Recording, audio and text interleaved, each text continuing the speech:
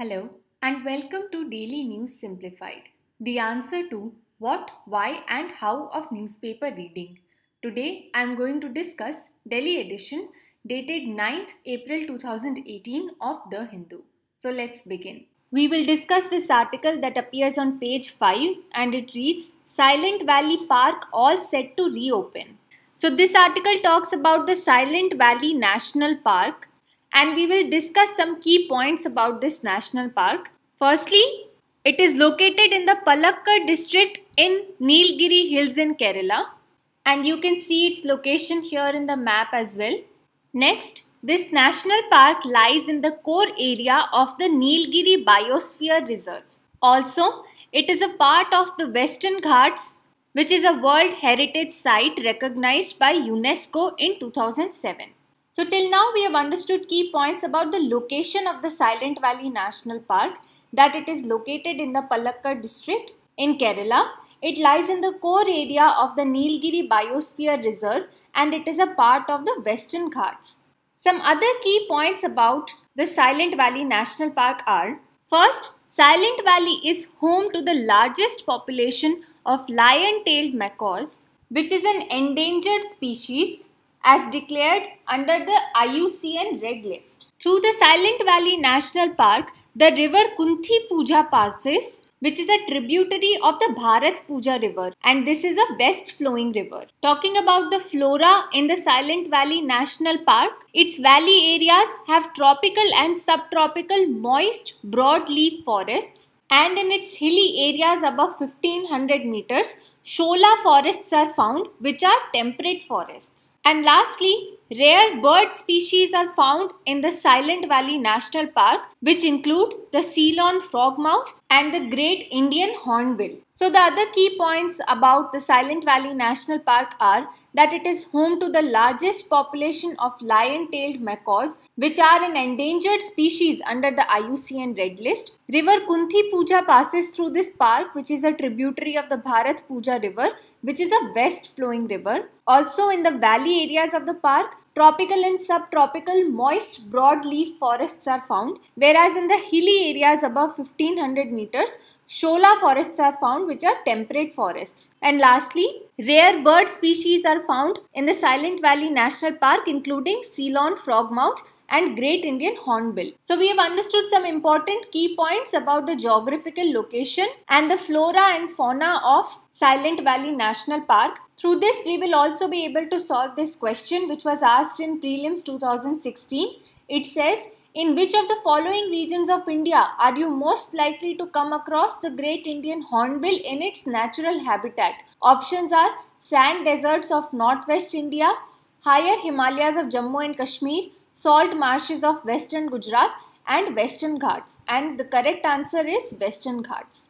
So similar questions can be asked in the upcoming prelims exam as well, and this article should be read from the prelims point of view. With this, we will move on to the next article. Next, we will discuss this article that appears on page 14 and it reads, Bring in Securities Exposure Score on the lines of CIBIL. So basically this news article says that the participants of the capital markets have asked SEBI to promote a security exposure and borrowing limit for providing them with a score which is similar to the lines of credit scores that are provided by CIBIL. So with the help of this article, let us try to understand about CIBIL and credit scores. CIBIL or Credit Information Bureau of India Limited is the first credit information company of India. So this CIBIL collects and maintains records of an individual's payments pertaining to loans and credit cards. This data about the individual's payments pertaining to loans is provided to the CIBIL by the commercial banks. And on the basis of this data, CIBIL prepares credit scores. So I hope till now you have understood a little bit about CIBIL and what does it do. Now let us also understand this term credit scores. Credit scores basically determine the credit worthiness of a person. Basically, credit worthiness means the ability of an individual to fulfill his or her loan payment obligations. And these credit scores play an important role in helping the banks and financial institutions to decide whether a loan should be given to a particular person or not. So, higher the credit score of a person, higher is the possibility of obtaining a loan.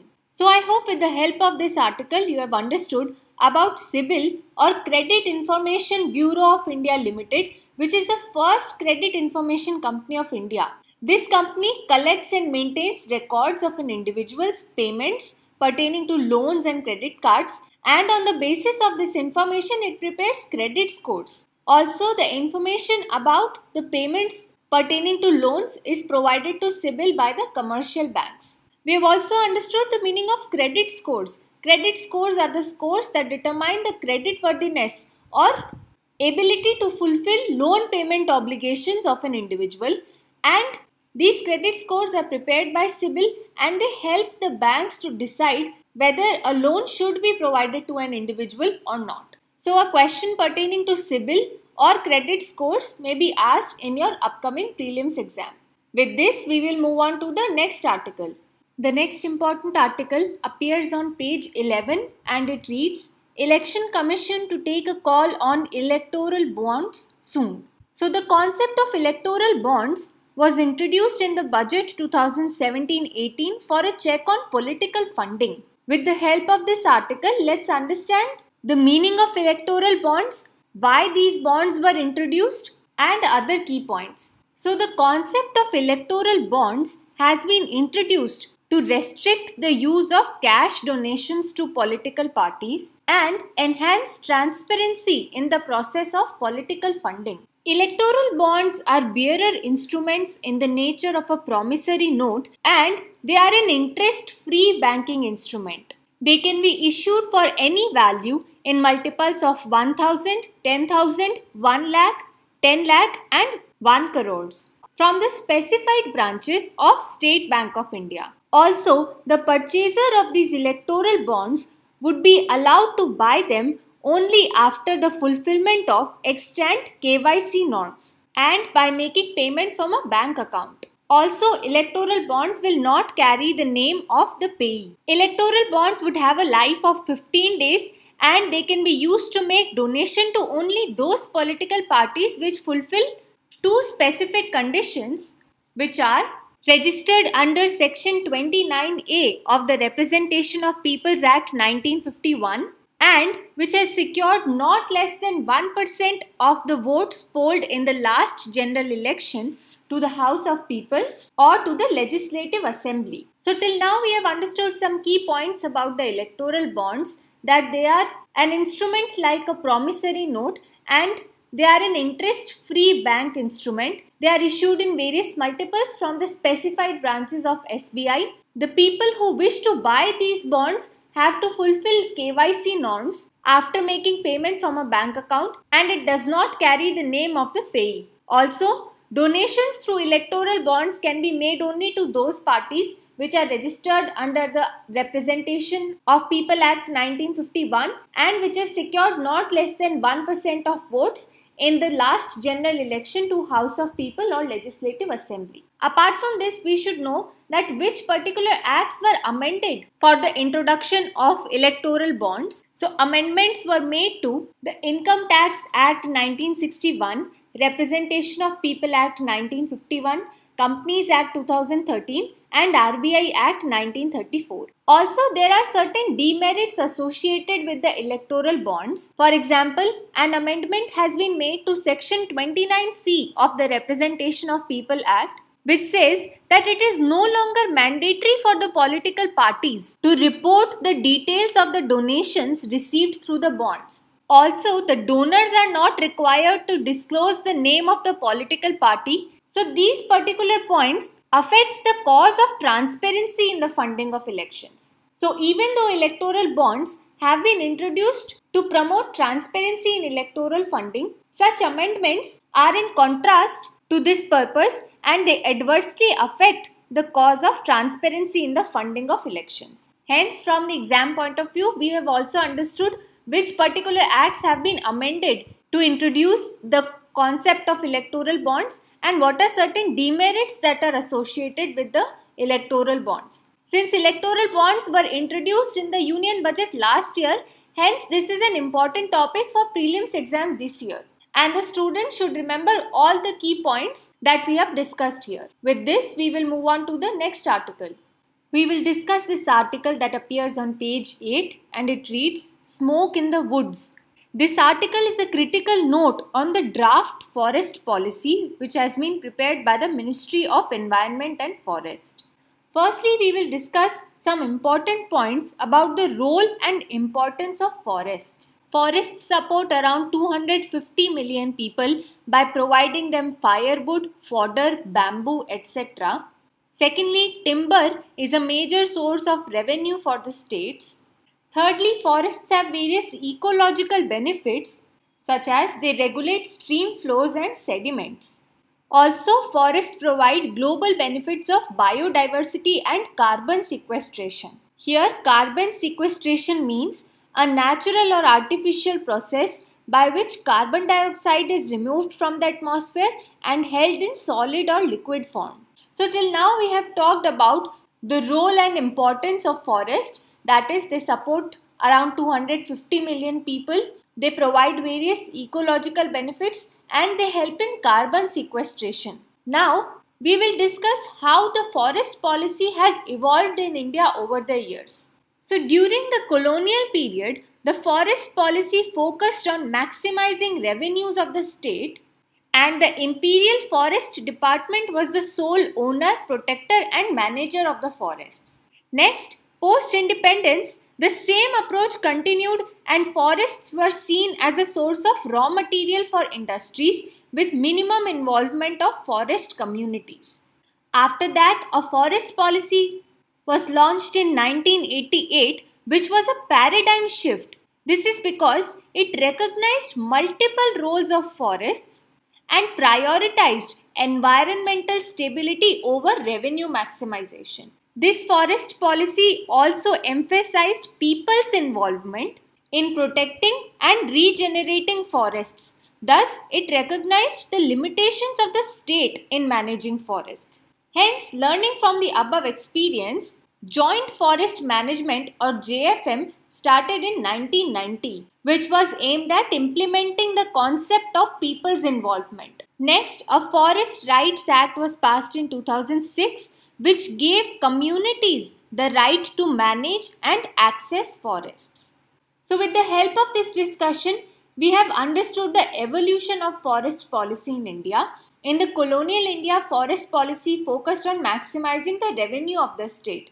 Post-independence as well, the same approach continued and forests were seen as a source of raw material for the industries with minimum involvement of forest communities.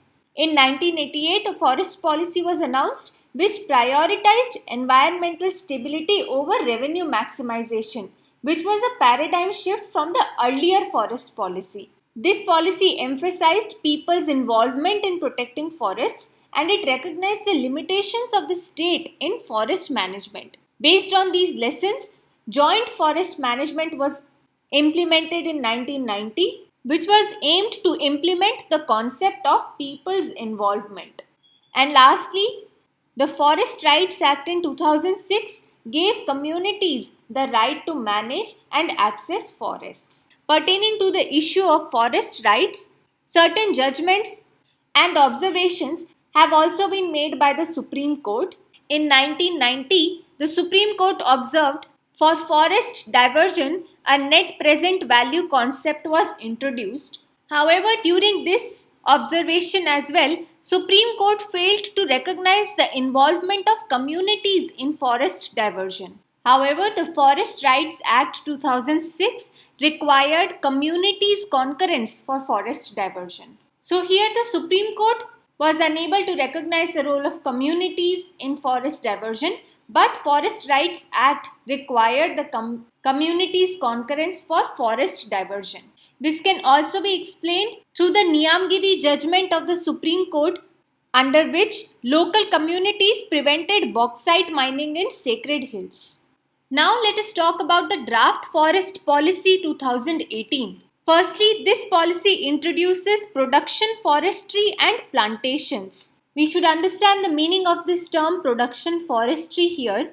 It is that practice of forestry with the object of producing maximum quantity of timber, fuel wood and other forest produce.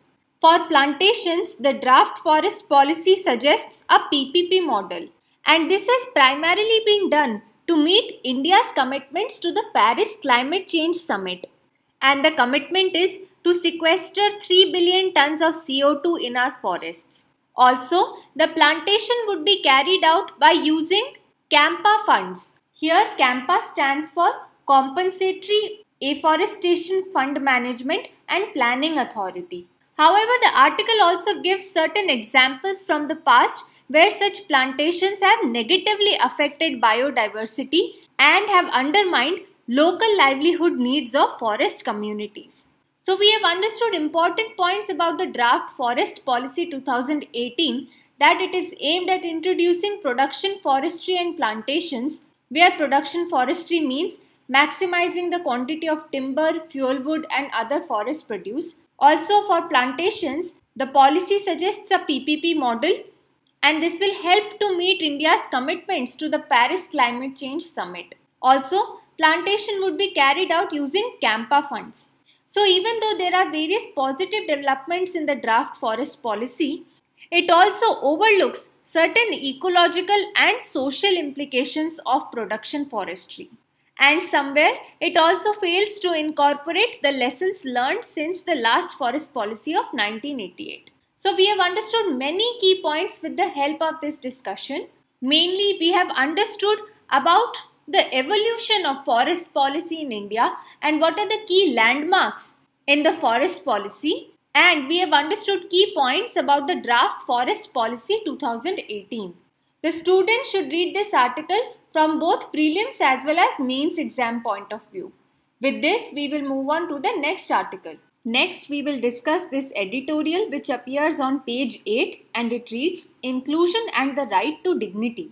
This article pertains to the discrimination which the SC/STs and Dalits face in the society despite constitutional and legal safeguards. So in this backdrop, the Supreme Court in a recent judgment has added procedural safeguards for the accused under the Scheduled Castes and Scheduled Tribes Prevention of Atrocities Act 1989. And this has triggered a violent nationwide protest. So let us understand the decision of the Supreme Court and the reason for such decision. So the Supreme Court has issued guidelines to protect public servants and private employees from arbitrary arrests under the Scheduled Caste and Scheduled Tribes Act 1989.